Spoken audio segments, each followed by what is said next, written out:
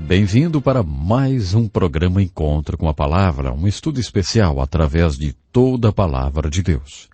Como continuamos nossa pesquisa no Antigo Testamento, estamos vindo para o livro de Êxodo pela segunda vez. Tendo colocado o livro de Êxodo em perspectiva histórica, eu gostaria de vir para o que é talvez o coração da mensagem do livro de Êxodo. Vamos focalizar nossa atenção para várias coisas. Por exemplo, focalizamos o povo de Deus. O único povo que tem tido desenvolvimento como uma nação sem igual, através da qual Deus virá para o mundo. Outra coisa a prender nossa atenção é o grande problema da escravidão.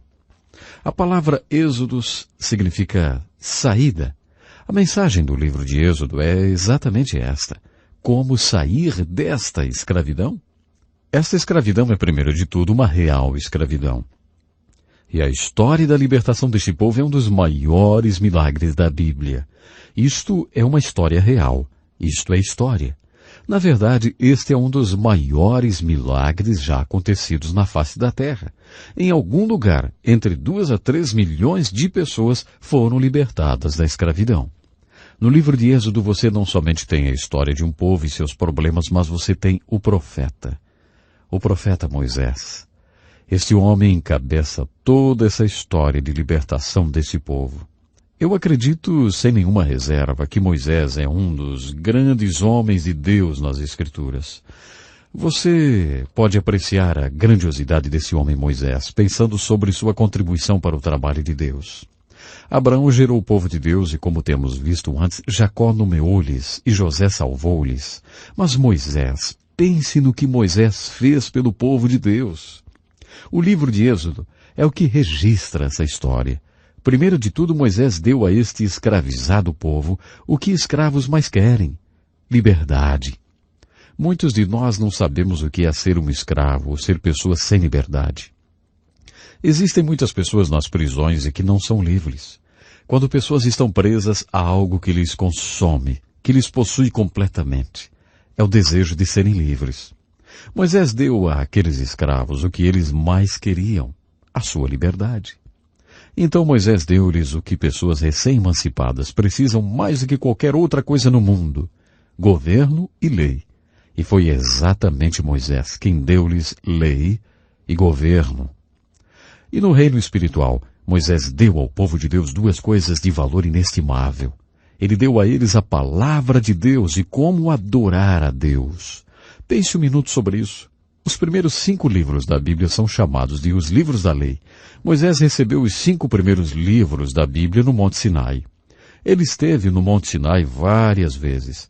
Em resposta à sua oração em jejum, Deus deu-lhe Gênesis, Êxodo, Levítico, Números e Deuteronômio. Há aproximadamente 500 leis nestes 5 livros da Bíblia. Existe também muita história. Há ainda nesses 5 livros o que é chamado de a Lei de Deus, a Lei de Moisés ou a Palavra de Deus. E é exatamente essa Palavra de Deus que nos mostra como deveríamos viver. O homem não viverá só de pão, mas de toda a Palavra de Deus. Esse é o propósito desta lei. Os primeiros 5 livros da Bíblia são a base, a estrutura da Bíblia, porque eles nos dão a pura Palavra de Deus. Esta é a palavra que o profeta pregou. Esta é a palavra na qual, nos livros históricos, eles certas vezes obedeciam e outras vezes desobedeciam. Elas são algumas vezes exemplo e outras vezes advertência para você e para mim. A palavra de Deus, a pura palavra de Deus, está nos 5 primeiros livros da Bíblia. E estes livros vieram através de Moisés. Se considerarmos a contribuição de Moisés e o que ele fez pelo povo de Deus, poderíamos dizer que Moisés deu ao povo de Deus a palavra de Deus. Que maior contribuição poderia alguém fazer para o povo de Deus do que dar-lhes a pura palavra de Deus? Moisés também deu-lhes a adoração. A última terça parte do livro de Êxodo é como um livro das especificações. Quando as pessoas começam a ler a Bíblia, passam muito bem pelo livro de Gênesis, especialmente estudantes, mas quando chegam ao livro de Êxodo, aí existe um verdadeiro drama, a libertação do Egito. Mas até esse ponto ainda se sentem bem. O problema é a última terça parte do livro de Êxodo. Ele surge como o livro das especificações. Esta poderia não ser a leitura mais interessante do mundo, principalmente para o leigo, aquele que está começando a ler a Bíblia. Isto é porque nós não entendemos que Deus deu a Moisés uma revelação através da sua pura palavra. Deus quis mostrar a Moisés como pessoas pecadoras podem se aproximar de um Deus santo, se aproximar para a salvação, para a direção e também para a comunicação. No livro de Êxodo, Deus mostra-nos como Ele nos salva da escravidão e da tirania do pecado. No livro de Êxodo, especialmente na última terça parte, o Senhor nos mostra um dos grandes propósitos da salvação, que é a adoração a Ele. Deus quer nos conhecer e quer que o conheçamos de verdade. O Senhor nos convida para nos achegarmos a Ele, termos um relacionamento com Ele e o adorarmos. Nós precisamos ser instruídos em adoração. A verdade é que não sabemos como adorá-lo. Os apóstolos vieram para Jesus e disseram: Senhor, ensina-nos a orar. Eles não sabiam como orar. Muitas pessoas não sabem como orar e nem como fazer para adorar a Deus. Nas formas de adoração que nós temos em nossas igrejas hoje, especialmente igrejas que chamamos litúrgicas, o ministro tem suas costas voltadas para o povo, com sua face para o altar, a maioria do tempo. Essas igrejas e sinagogas na fé judia têm suas raízes em termos de formas de adoração, como na pequena tenda de adoração que Deus instruiu Moisés a construir. Nós olharemos esta tenda de adoração com maiores detalhes quando chegarmos ao livro de Levíticos. Se você visse esta pequena tenda de adoração, a acharia parecida com uma tenda de circo. Isso provavelmente não impressionaria muito você, já que essa tenda também era muito colorida. Tudo nessa pequena tenda de adoração tinha um grande significado, e isto é um grande quadro retratando o Senhor Jesus. Nós veremos isto quando chegarmos e olharmos bem de perto esta tenda de adoração. O fato é que tudo isso nos mostra a tremenda contribuição que Moisés deu para o povo de Deus. Ele deu-nos a palavra de Deus, ele mostrou-nos como viver, e ele deu-nos a adoração. Aliás, Moisés mostrou-nos como adorar de verdade. Desta forma, grande foi a contribuição de Moisés. E você mesmo ser liberto do poder do pecado é, sem dúvida, a maior experiência de sua vida. A segunda maior experiência na vida é se tornar um libertador para outros. Se tornar o agente ou o instrumento através do qual outras pessoas serão libertas. O livro de Êxodo ilustra essa libertação ou salvação. Moisés ilustra o que é envolvido para ser o libertador. Eu olho para a vida de Moisés desse modo. O grande evangelista Moody disse: Moisés viveu 120 anos e ele viveu esses 120 anos em 3 períodos de 40 anos cada. Em cada um desses 40 anos de sua vida, Deus ensinou Moisés uma lição. Cada lição levou-lhe 40 anos para aprender. Nos primeiros 40 anos da vida de Moisés, de acordo com Moody, Deus ensinou Moisés a seguinte lição: Moisés, você é ninguém. Isto levou 40 anos para ensinar-lhe que, Moisés, você é ninguém. Através das circunstâncias de sua vida, ele foi criado no palácio de Faraó. E este pode ter sido o porquê de ele ter sido levantado no palácio de Faraó. Ele pensou que era alguém importante. Mas, por volta dos seus 40 anos, Deus aparentemente o convenceu de que ele era ninguém. E de acordo com Moody, antes de tudo ele tinha que aprender que era ninguém. Só aí poderia vir a ser um libertador. A segunda lição que Deus ensinou a Moisés aconteceu no segundo período de 40 anos de sua vida. A lição foi: Moisés, você é alguém. Deus levou 40 anos para ensinar a Moisés a segunda lição. Moisés, você é alguém porque eu tenho escolhido você. E no final de seu segundo período de 40 anos, Moisés saiu e olhou o sofrimento dos escravos hebreus, sabendo agora que ele também era um escravo hebreu. E diz a Bíblia que ele se preocupou, teve compaixão e sentiu profundamente o sofrimento de seu povo. Eu tenho ouvido Charles Colson, o presidente do Ministério Fraternidade Internacional de Assistência aos Condenados nas Prisões. Charles diz que não poderia ter compaixão pelos prisioneiros, particularmente pelos prisioneiros hoje, se ele mesmo um dia não tivesse sido um prisioneiro. Ele poderia nem ter sua grande compaixão e amor por aqueles que estão nas prisões. Isto aconteceu porque ele foi preso um dia e experimentou a indignidade e o sofrimento que os prisioneiros atravessam. Através desta experiência, nasceu a sua compaixão e o seu interesse por pessoas que estão atrás das grades. A mesma coisa aconteceu com Moisés. Ele provavelmente olhou aqueles escravos hebreus muitas vezes e não sentiu nada, mas após a sua experiência, ele percebeu que também era um deles. Isto fez a grande diferença. Na verdade, teve tão grande efeito sobre Moisés que quando ele viu o sofrimento de seu povo, ele se enfureceu e matou um oficial egípcio. Isto é quase como que se Deus viesse para ele nesse ponto e falasse: não, Moisés, esse não é o caminho para você conseguir fazer esse trabalho. Agora a sua pintura estará sendo posta em toda a árvore do Egito. Você estará sendo o inimigo número 1 do público. Você nunca vai conseguir libertar ninguém por esse caminho, Moisés. Você precisa ir para um seminário por 40 anos e pensar sobre isso. Então Deus levou Moisés para o deserto. Por 40 anos Moisés esteve no seminário de Deus. Durante aqueles 40 anos inteiros, Deus consumiu Moisés com um assunto: a escravidão de seu povo e como eles conquistariam a liberdade. No final do segundo período de 40 anos de sua vida, Moisés teve uma grande experiência. Ele estava na parte de trás do deserto e um arbusto de sarça começou a arder em chamas. Isso não seria algo tão anormal lá, naquele local, mas geralmente em 5 segundos o arbusto de sarça estaria totalmente consumido. 5 segundos. Desta vez, porém, estava acontecendo algo incrível. A sarça não era consumida. Somente continuava ardendo em chamas. Então Moisés se virou para ver melhor. Deixe-me ler sobre isto em Êxodo capítulo 3. E apacentava Moisés o rebanho de Jetro, seu sogro, sacerdote em Midian, e levou o rebanho atrás do deserto e veio ao monte de Deus, a Horebe. E apareceu-lhe o anjo do Senhor em uma chama de fogo no meio de uma sarça. E olhou, e eis que a sarça ardia no fogo, e a sarça não se consumia. E Moisés disse: agora me virarei para lá e verei esta grande visão, porque a sarça se não queima. E vendo o Senhor que se virava para lá para ver, bradou Deus a ele do meio da sarça e disse: Moisés, Moisés. E ele disse: eis-me aqui. E disse: não te chegues para cá. Tira os teus sapatos. Tira os sapatos dos teus pés, porque o lugar em que tu estás é terra santa. E disse mais: eu sou o Deus de teu pai, o Deus de Abraão, o Deus de Isaque, o Deus de Jacó.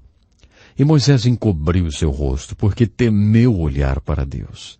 E disse o Senhor: tenho visto atentamente a aflição do meu povo que está no Egito, e tenho ouvido o seu clamor por causa dos seus exatores, porque conheci as suas dores. Portanto desci para livrá-lo da mão dos egípcios e para fazê-lo subir daquela terra a uma terra boa e larga, a uma terra que mana leite e mel. E agora, eis que o clamor dos filhos de Israel chegou a mim, e também tenho visto a opressão com que os egípcios os oprimem. Vem agora, pois, e eu te enviarei a Faraó, para que tires o meu povo, os filhos de Israel, do Egito. Então Moisés disse a Deus: quem sou eu que vá a Faraó e tire do Egito os filhos de Israel? E Deus disse: certamente eu serei contigo. Moisés tinha ido para o seminário por 40 anos e esta foi a sua graduação. Agora ele estava formado do seminário. Na sarça ardente, isto foi o que Deus disse: Moisés, você tem visto o problema, e isto é o recomendável. Muitas pessoas não têm jamais visto o problema. Se não entrarmos nas prisões, nos hospitais ou nos hospícios, poderemos jamais ver os problemas, porque muitas vezes os problemas são institucionalizados nos dias de hoje. Eles estão fora de nossa visão, fora de nossa mente. Assim, muitas pessoas nunca veem o problema. E Deus disse para Moisés: Moisés, você tem visto o problema e isto é recomendável. E Moisés: você sente alguma coisa, você sente compaixão, e isto é uma grande coisa. Você quer fazer alguma coisa, e isto é bom. Mas Moisés, a importante coisa não é só ver isto, não é só ter preocupação e também não é só querer fazer algo. O mais importante é isto, Moisés. Eu tenho visto aquele problema e eu me preocupo com aquelas pessoas. Eu tenho compaixão e eu quero fazer algo, e eu vim para fazer alguma coisa. Nesse ponto você poderia pensar que Moisés teria dito: "Oh, mas isso é bom demais, eu volto depois para cuidar das minhas ovelhas." Entretanto, Deus disse-lhe: "Vem comigo, Moisés, e eu estarei enviando você a Faraó, e assim você será o libertador deste povo." E Deus está agora tentando convencer-lhe ao final desta lição que: Moisés, você é alguém. Nos primeiros 40 anos, Deus ensinou-lhe que ele era ninguém. No segundo período de 40 anos, Deus ensinou-lhe que ele era alguém. Neste ponto, Deus estará ensinando a Moisés a próxima lição. Nós chamamos isto de humildade. Mas afinal de contas, o que é humildade? Essa é a coisa mais difícil para se definir. Eu acredito que poderíamos dizer que o que Deus quis produzir em Moisés para que ele pudesse ser o libertador de seu povo foi humildade. Um outro caminho para se falar a mesma coisa seria dizer que para Moisés ser o grande libertador através do qual o povo de Israel seria liberto do Egito e de Faraó, Deus teve que ensinar-lhe: Moisés, você é ninguém. Porque Moisés, se você realmente sabe que você é ninguém, então você é alguém. E dessa maneira eu posso mostrar a você o que eu posso fazer com alguém que tem aprendido que ele é ninguém. Você já desejou saber por que Moisés fez aquela pergunta? Quem sou eu? Pense sobre isso por um minuto. Quem era Moisés? Se você estivesse enviando alguém para libertar aquelas pessoas, você enviaria Moisés? Primeiro de tudo, ele era um assassino. Teria você enviado um assassino, inimigo público número 1, de volta para o Egito? Não é interessante que 3 grandes homens que Deus usou eram assassinos? Paulo foi um assassino. Davi foi um assassino e Moisés foi um assassino. E ainda assim, Deus usou aqueles homens. Teria você escolhido um assassino? Estava óbvio agora que Moisés era um hebreu. Você leu no livro de Gênesis que os egípcios não tinham nada com os hebreus. Preconceito é um problema tão antigo quanto a humanidade. Os egípcios nem comiam com os hebreus. Teria você enviado um hebreu? E o livro de Gênesis nos diz que uma coisa que era uma abominação para um egípcio mais do que hebreus era um pastor de ovelhas. Eles odiavam pastores. Eles tinham algo contra os pastores porque eles só tinham um gado e, além de tudo, adoravam as vacas. Então eles odiavam as ovelhas e os pastores de ovelhas. Foi aí que Deus disse a Moisés: "O que é isso em tuas mãos?" E Moisés respondeu: "Uma vara de pastor." E Deus falou: "Então ande com uma vara em volta de Faraó. Faça com que ele a veja e ficará enfurecido. Deixe ele saber que você é um pastor de ovelhas." Assim vimos que ele era um hebreu, era um assassino, era um pastor de ovelhas e um ingrato filho adotado que gastou 40 anos no palácio de Faraó e mostrou sua gratidão, vamos dizer, matando um oficial egípcio. Ele era realmente qualificado para ser o libertador escolhido por Deus? Parece que qualquer pessoa responderia: não, definitivamente ele não é qualificado. Escolhendo os homens certos para importantes trabalhos é que fazem um presidente ser um sucesso ou um fracasso total. Muitos presidentes têm tido sucesso e muitos têm sido um verdadeiro fracasso, porque não têm tido a habilidade para escolher o homem certo. Quando um presidente tenta selecionar homens para fazerem um trabalho para ele, tenta conseguir os mais qualificados. Na Bíblia você vê Deus chamando pessoas como Moisés para fazer importantes coisas, como libertar o seu povo da escravidão do Egito. Somente e quase sempre parece que Deus tenta escolher o homem que é menos qualificado.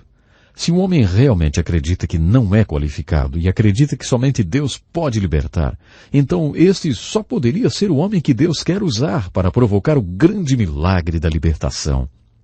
Quando você considera o chamado e o comissionamento de Moisés, você pode ver esta verdade ilustrada muito claramente. Se vamos ser usados por Deus para libertar pessoas hoje, se gostaríamos de ver um amigo ou um querido nosso ser liberto da escravidão do pecado, talvez pessoas que sabemos serem escravas do pecado, se gostaríamos de ser o veículo de sua libertação, jamais esqueça isto. Não somos nós que os libertaremos. Somente Deus pode libertar. Eu lembro que um professor disse para mim quando estava no seminário: quando você tentar levar uma pessoa para Cristo, quando você tentar levar alguém para a experiência da salvação, nunca esqueça isto. Sem o Espírito Santo você estará tentando o impossível. Realmente isso é absolutamente impossível. Somente Deus pode libertar. Se Deus está chamando você para ser um libertador, da mesma maneira como ele chamou Moisés para ser um libertador, é óbvio que ele deverá produzir humildade em você. Eu penso que uma boa definição de humildade é entender quem vai executar esse milagre. Eu nunca tinha entendido isto, mas a Bíblia ensina esta verdade de capa a capa. Esse é o plano de Deus, usar o seu poder em seu povo para realizar seu propósito de acordo com seu plano. Deixe eu repetir essa verdade. Este é o plano de Deus, usar o seu poder no seu povo para realizar seu propósito de acordo com seu plano. Jesus deu-nos um grande exemplo quando ele saiu para o jardim com seus discípulos. O mestre ilustrou esse processo com uma grande videira que tem seus ramos, e esses ramos produzem frutos. Há pouco Jesus tinha estado no quarto superior com seus discípulos e lá, de certo modo, ele falou para aqueles homens: esse é o plano de Deus para usar o seu poder nas pessoas de Deus para realizar seu propósito de acordo com seu plano. Ele disse para eles: vocês têm sido fascinados com as obras que têm me visto fazer e com as palavras que têm me ouvido falar. Mas agora deixe-me falar sobre o meu trabalho e minhas palavras. Meu trabalho e minhas palavras são um transbordamento de meu relacionamento com meu Pai. Eu e meu Pai somos um. Então todas as obras que eu fiz e todas as palavras que eu falei são o resultado do fato que eu e o Pai somos um. Dessa forma aprendemos que os frutos não crescem na videira, eles crescem nos ramos que estão ligados à videira. Nesta ilustração, Jesus é uma videira procurando por ramos. No livro de Êxodo, isto é o que Deus é. Ele é uma videira procurando por ramos. Deus não trabalhará sem um instrumento. Então Deus deverá encontrar o seu Moisés. E quando ele encontra, chama e comissiona o seu Moisés, tem também de convencer-lhe. Tem que dizer-lhe: Moisés, você é ninguém. Não é você que vai fazer isso. Quando você entender isto, Moisés, então você será alguém que eu poderei usar.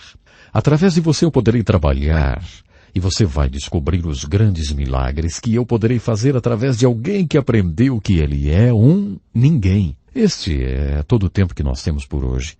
Por favor, una-se a nós no próximo programa e convide um amigo para ouvir com você esta maravilhosa história de Êxodo que vamos continuar a estudar. E lembre-se disso, hein? Este é o plano de Deus, usar o seu poder em seu povo para realizar seu propósito de acordo com seu plano. Até o nosso próximo programa. Este é um estudo escrito pelo Dr. Dick Woodward, na voz do pastor Edson Bruno. Até o nosso próximo encontro com a palavra.